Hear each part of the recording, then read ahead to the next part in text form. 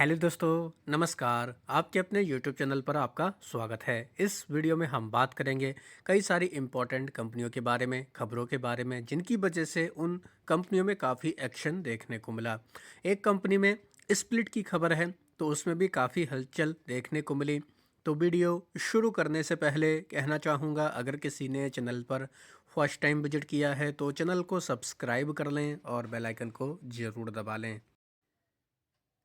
सबसे पहले बात करेंगे शक्ति पंप के बारे में। शक्ति पंप में काफ़ी ज़्यादा प्रेशर देखने को मिला। 13-14% तक की सुबह के समय इसमें गिरावट थी। हालांकि अभी भी देखें 10-11% की गिरावट के साथ में ये कंपनी देखने को मिल रही है। तो ऐसा क्यों हुआ, क्यों शक्ति पंप में इतना प्रेशर आया? तो उसके पीछे के कुछ बड़े कारण हैं। खास तौर पर कंपनी के क्वार्टर 3 के रिजल्ट हैं। रिजल्ट काफ़ी कमज़ोर देखने को मिले। रेवेन्यू 15% तक गिरकर आया। कंपनी का पैट में 70% तक की गिरावट देखने को मिली। साथ ही कंपनी के मार्जिन भी बुरी तरह घटकर आए हैं। इस वजह से इस कंपनी के ऊपर हम लोगों को रिएक्शन देखने को मिला। हालांकि कंपनी के मैनेजमेंट की तरफ से कहा जा रहा है कि Q4 जो होगा वो काफ़ी अच्छा होने वाला है। महाराष्ट्र में कुछ हम लोगों को इशू देखने को मिले थे, जिसकी वजह से कंपनी के ऊपर ये असर देखने को मिला। तो ज़रूर आप चाहें तो इस कंपनी को अपने फोकस में रख सकते हैं। रिजल्ट डिटेल में जाकर भी स्टडी कर सकते हैं। BSE, angel one, grow, capital market से जुड़ी हुई कंपनियों में काफ़ी ज़्यादा गिरावट देखने को मिली। खास तौर पर BSE और एंजल वन में 7 से 8% तक की गिरावट देखने को मिली। कुछ कंपनियां तो 10-10% गिरी थी। उसके पीछे के कारण हैं RBI की तरफ से जो नए रूल्स सामने आए हैं।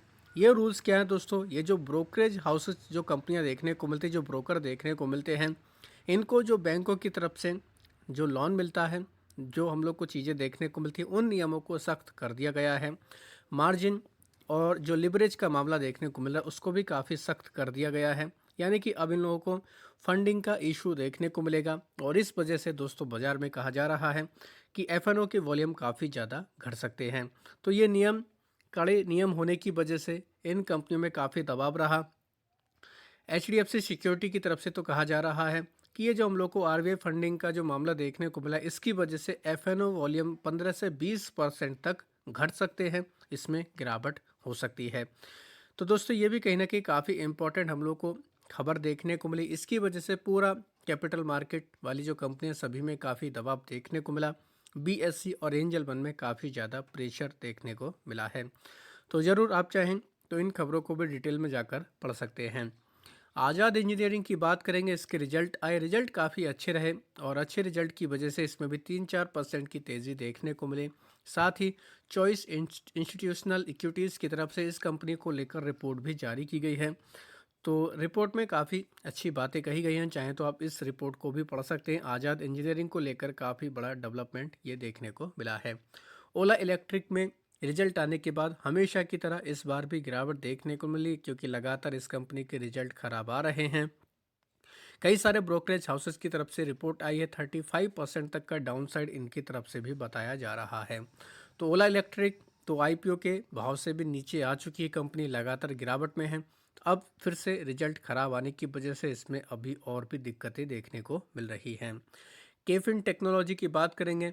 रिजल्ट मिले जुले रहे, मार्केट को रिजल्ट अच्छे लगे। तो अच्छे रिजल्ट की वजह से इस कंपनी में 5% तक की रैली देखने को मिली। जेफरीज की तरफ से एक रिपोर्ट भी आई है, जिसमें इन्होंने 34% तक का अपसाइड का बातें कही हैं। तो ये भी कहीं ना कहीं एक इम्पॉर्टेंट अपडेट है। तो केफिन टेक्नोलॉजी, इसके ऊपर भी चाहें तो आप फोकस रख सकते हैं। साथ ही बात करेंगे दोस्तों एक कंपनी टाइटन बायोटेक लिमिटेड। इसमें हम लोगों को एक कॉर्पोरेट एक्शन देखने को मिलने वाला है। कंपनी में स्प्लिट देखने को मिलने वाला है। 10 रुपये की फेस वैल्यू को 2 रुपये की फेस वैल्यू में ये स्प्लिट कर रहे हैं। 20 फरवरी इसकी एक्स डेट है और इसी की बदौलत ये कंपनी काफ़ी अच्छा मोमेंटम दिखा रही है। तो चाहें तो आप इस कंपनी को भी डिटेल में जाकर पढ़ सकते हैं। ये कंपनी भी काफ़ी बाजार के रडार पर फिलहाल देखने को मिल रही है। ईज माई ट्रिप कंपनी की बात करेंगे। इस कंपनी के आए थे कल रिजल्ट तो इतने कुछ खास देखने को नहीं मिले, लेकिन इस कंपनी में आज के दिन 20% का अपर सर्किट देखने को मिला है। तो उसके पीछे का रीजन क्या है दोस्तों? खबर है कि कंपनी 500 करोड़ का दोस्तों एक तरीके से फंडिंग करने वाली है। अनाउंसमेंट कंपनी की तरफ से ये देखने को मिला है। हालांकि कंपनी का ईयर ऑन ईयर के बेसिस पर जो हम लोग को नेट पर देखने को मिला था उसमें काफ़ी प्रेशर देखने को मिला था। तो इस खबर की वजह से इसमें अच्छा खासा मोमेंटम देखने को मिला है। हालांकि हम लोगों को इसमें काफ़ी ज़बरदस्त ये चीज़ें देखने को मिली। कंपनी में स्प्लिट बोनस की कॉर्पोरेट एक्शन की वजह से ये काफ़ी नीचे भी है कंपनी, यानी कि एक तरीके से कह सकते हैं 6-7 रुपये के आसपास फिलहाल ये कंपनी है। तो इसलिए काफ़ी लोग इसको इग्नोर भी करते हैं। तो इन सभी खबरों को चाहे तो आप डिटेल में जाकर पढ़ सकते हैं। ईज इजी ट्रिप प्लानर या फिर एज माई ट्रिप इस कंपनी के ऊपर नज़र रख सकते हैं। दोस्तों, एंट्रोपिक की वजह से हम लोग को आईटी कंपनी में काफ़ी गिरावट का माहौल देखने को मिला है। तो एंट्रोपिक की तरफ से अब एक अपडेट सामने आया है कि बेंगलुरु में, यानी कि भारत के अंदर उसने सबसे पहला एक अपना दोस्तों इन्होंने ऑफिस ओपन किया है। तो ये एक अपडेट देखने को मिला है। तो एंथ्रोपिक की एंट्री अब भारत में हो चुकी। इन्होंने बेंगलुरु में अपना ऑफिस दोस्तों खोला है, ओपन किया है।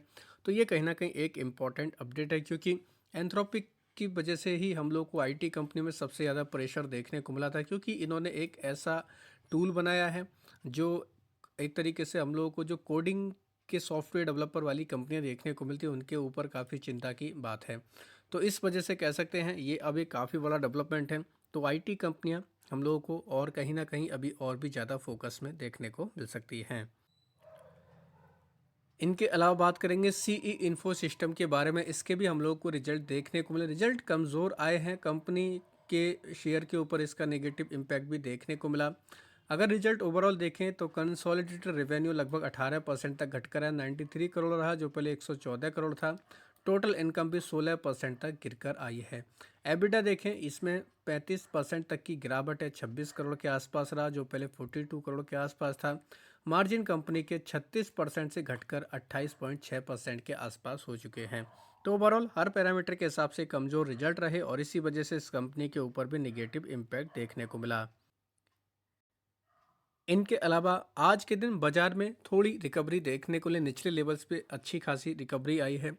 तो अडानी ग्रुप की कंपनियां भी हम लोगों को हरे निशान में देखने को मिली, क्योंकि कुछ वीकेंड पर हम लोग को खबरें भी देखने को मिली थी। एटॉमिक सेगमेंट में ये कंपनी जा रही है। अडानी पावर ने इसको लेकर सब्सिडरी का गठन किया। साथ ही ये एयरपोर्ट वाले बिजनेस में और भी कई सारे बड़े ऐलान कर रहे हैं।